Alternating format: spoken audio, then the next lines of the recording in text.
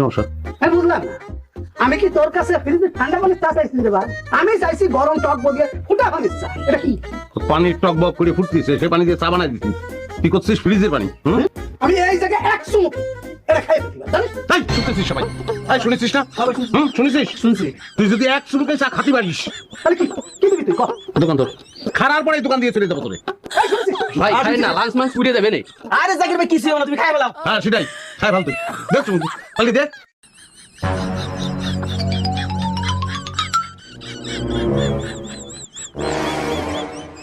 কি রে?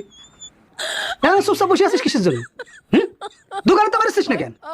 মুনির কথার কোনো দাম নেই না, বাজির কোনো দাম নেই, সবগুলো কিন্তু সাক্ষী আছে। চুপ কর, চুপ কর, চুপ কর। আমি বাজি বাহার, আমার মুখের কথার দাম নেই।